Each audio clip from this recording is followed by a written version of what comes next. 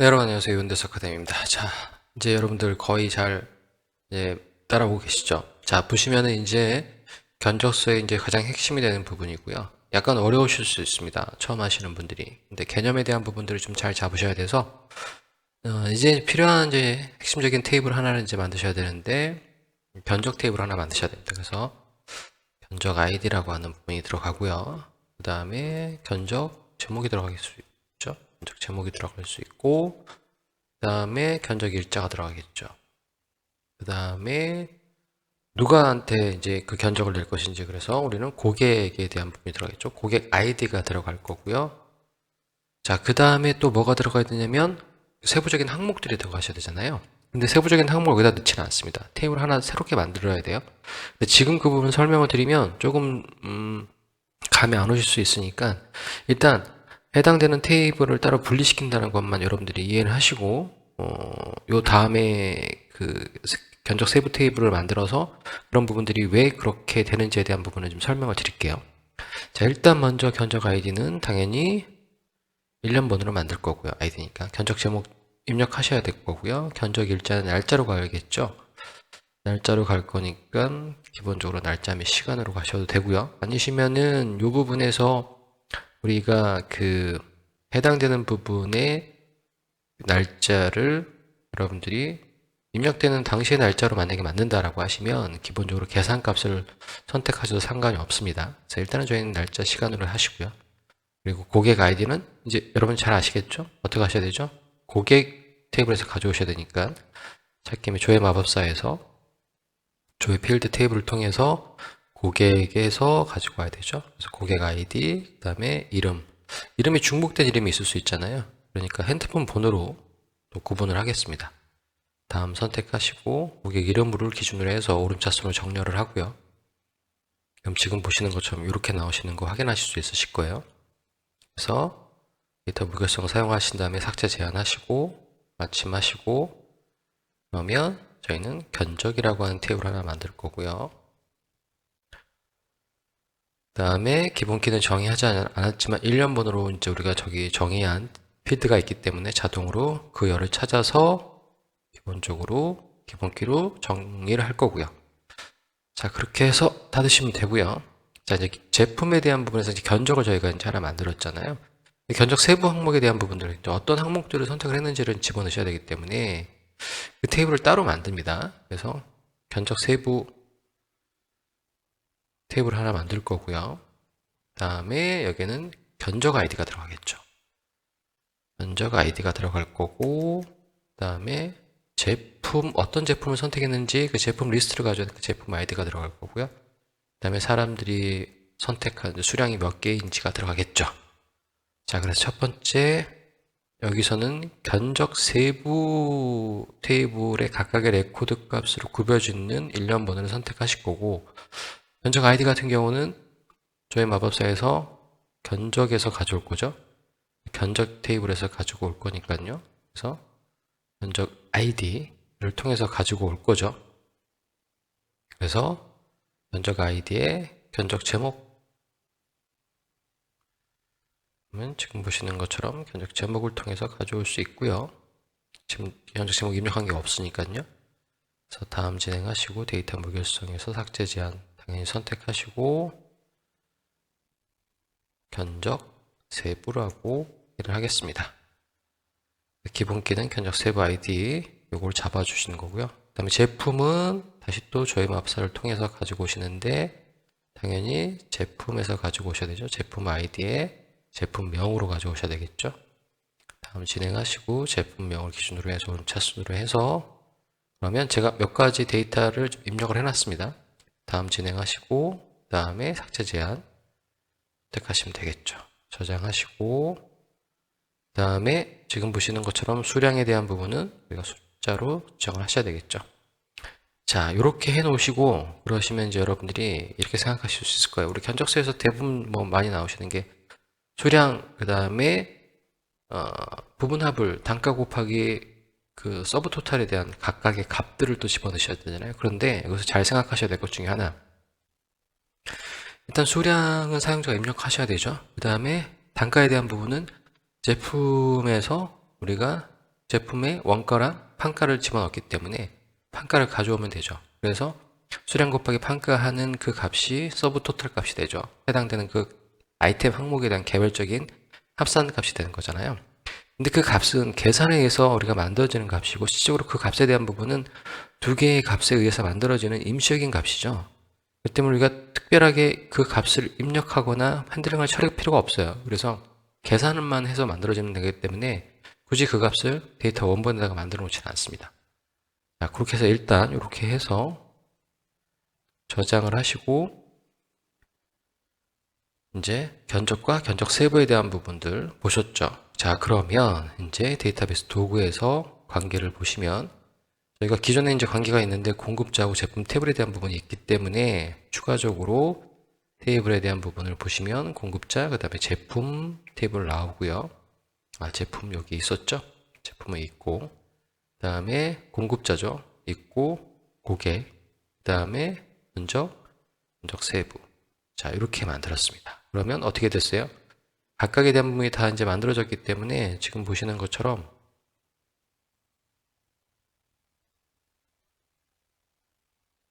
자, 이렇게 되시면 조금 더 보기가 쉬워지실 거예요. 이거 좀 제가 이렇게 당기겠습니다. 그러면 보시는 것처럼 다 연결이 된 거 보이시죠? 모든 테이블에 다 연결과 릴레이션이 맺어졌는데, 자, 견적의 견적 세부를 제가 따로 뽑아낸 이유를 잘 보시면 여러분들이 견적 테이블이 없다고 생각을 해보세요. 고객은 한 명이 있고 견적서에 고객에 대한 부분에서 여러 번의 고객에 대한 부분이 한 고객한테 견적을 여러 번 받을 수 있잖아요. 그러니까 1대 다의 관계가 성립이 되죠. 그런데 견적에 대한 부분에서 제품에 대한 부분까지를 보시면 견적서에는 여러 제품들에 대한 리스트가 많이 나올 수 있잖아요. 그렇기 때문에 이렇게 다이렉트로 붙어버리면 다대다의 관계가 맺어집니다. 그래서 우리가 보통 이런 테이블을 조인 테이블이라고 하거든요. 그래서 다대다의 관계를 1대 다, 다대 1로 관계로 맞춰주면 다대다의 관계가 나오는 거죠. 견적도 여러 가지가 여러 개 있을 수가 있고, 그 견적에 따른 제품의 내용은 여러 가지가 나올 수 있잖아요. 그래서 지금 보시는 건 견적 세부에 대한 부분을 따로는 이유 중에 하나가 이러한 다대다의 릴레이션의 관계에서 조인 테이블의 역할을 하게 되는 거죠. 그래서 상당히 중요한 내용이고, 이런 다대다의 관계에서는 여러분들이 항상 생각하셔야 될 게 이 조인 테이블을 어떻게 만들 것이냐. 근데 이걸 조금만 좀 분리해서 생각하시면 여러분들이 그렇게 어렵지는 않습니다. 그래서 지금 보시는 하이 폼에 대한 부분들 릴레이션을 저희가 따로 주지 않고도 조회 마법사를 통해서 자연적으로 릴레이션이 맺어지는 건 크게 어려운 내용은 아니실 거예요. 지금 보시는 것처럼 흐름에 대한 부분을 보시면 팩트 테이블에 대한 부분은 사실상 보시면 이 수량이 있는 부분이 팩트 테이블이 되는 거죠. 그리고 고객과 견적에 대한 제품과 공급자에 대한 부분들은 디멘션 테이블이 되는 겁니다. 우리가 고객별로 매출이 얼마 되는지 또는 견적 일자 리스트를 쭉 볼 수 있겠죠. 그 다음에 견적 일자별로 전체의 견적 전체 그 금액은 토탈 금액은 어떻게 되는지, 견적 일자가 나오기 때문에 월별로 또는 분기별로 전체 우리가 예상될 수 있는 금액은 얼마가 되는 건지, 제품별로 또는 제품 카테고리별로 판가와 원가가 있기 때문에 그걸 계산하게 되면 이익률이라든가 이런 것들을 계산할 수 있을 거고, 그럼 공급업체별로 우리가 결제해 줘야 될 금액이라든가 공급업체별로 제품을 얼마만큼 판매를 했는지에 대한 부분도 우리가 볼 수 있는 거죠. 완벽한 데이터 모델링에 대한 데이터 릴레이션이 다 완성이 됐습니다. 자, 그러면 이제 저희는 이 부분을 가지고 실질적으로 이제 견적서를 만들어내는 폼을 여러분들이 뽑아내시면 되는 거죠. 자, 그래서 이렇게 해서 기본적으로 이제 만들어내셨으면 지금 현재 지금 보시는 것처럼 이 폼에 대한 부분에서 아직 완성하지 못한 고객 폼이라든가 공급자 제품 폼에 대한 부분을 보시면 일단 관계에 대한 부분을 닫고 보시게 되면, 자, 보시면은 고객 폼에 대한 부분 고객 입력, 그 다음에 공급자 폼은 공급자 폼 이렇게 들어갔죠. 그 다음에 제품 폼에 대한 부분은 제품 폼 이렇게 들어갔는데요. 일단 이 부분은 우리가 하나하나씩 내용에 대한 부분들을 이미 만들어 넣어서 진행이 된 거기 때문에, 자, 이제 제품에 대한 부분을 보시면 제가 제품 테이블로 제품에 보시면은 제품에 대한 부분에 대해서 공급자별로 공급자 폼을 보시면 공급자에 대한 부분에 제품이 연결되어 있잖아요. 그래서 공급자 폼을 보시면 지금 현재 이렇게 구성이 되어 있는데 제가 공급자 폼을 하나 더 새롭게 만들어 보겠습니다. 공급자 만들기에서 폼을 만드시면 자, 지금 보시는 것처럼 이렇게 만들어진 거 보이시죠? 자, 잘 보시면 여러분들 첫 번째 공급자 폼 이거를 제가 저장을 할게요. 공급자 언더바 폼 2가 되겠죠?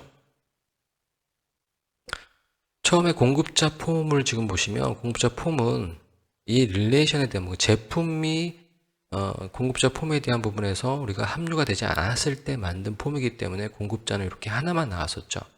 그런데 지금 제품에 대한 부분에서 공급자가 릴레이션이 맺어진 상태에서 새롭게 제품 공급자 폼 2를 만드시면 공급자에 따라서 어떤 제품이 핸들링 되는 제품이 하위 개념이 들어가기 때문에 그 폼이 만들어진 걸 보실 수 있으실 거예요. 그러면 이제 당연히 여러분들이 견적과 견적 세부가 나왔기 때문에 견적에서 나오는 항목과 견적 세부에서 나오는 항목이 서브 폼으로 보여지게 되는 거죠. 자, 그러면 우리는 거기에서 이 서브 토탈에 대한 부분을 어떻게 만들어 놓고 전체의 견적의 총합에 대한 부분을 어떻게 만들어낼지 이제 그 부분만 정리하시면 간단하게 견적을 만들 수 있는 액세스 앱을 완성하게 되는 겁니다. 그리고 나서 이제 쿼리에 대한 부분과 보고서 부분만 이제 보강을 하게 되면 완벽한 형태의 어떤 하나의 어플리케이션을 완성한다고 보시면 될 것 같아요. 자, 그래서 이번 시간에 여러분들이 조금 다소 복잡하게 느껴질 수 있겠지만 견적과 견적 세부에 대한 부분이 왜 분리가 되는지에 대한 부분, 다대다의 관계에서 조인 테이블로 그 두 개의 중간 매개 역할을 해주는 하나의 역할을 해주는 게 바로 견적 세부 항목이다 라고 하는 것만 좀 기억을 해주시고요. 그 다음에 두 개의 릴레이션 관계가 맺어지면 폼 양식에 대한 부분에 대해서 새롭게 만드시면 그 서브로 들어가는 항목에 대한 부분이 서브로 이렇게 표시가 되는 이러한 입력 폼을 갖게 된다라고 하는 것만 여러분들이 기억을 주셨으면 좋겠습니다. 자, 저는 오늘 여기까지 말씀드리고 저는 또 다음 시간에 이제 견적 세부에 대한 부분에서 항목에 대한 부분에 이러한 서브 토탈 값을 어떻게 만들어내는지 그 부분하고 전체의 견적 총 금액에 대한 부분을 어떻게 만들어낼지에 대한 부분 그 부분까지 말씀드리면서 정리를 좀 하도록 하겠습니다. 자, 여러분 수고하셨습니다. 저는 또 다음 시간에 여러분들 찾아뵙겠습니다. 감사합니다.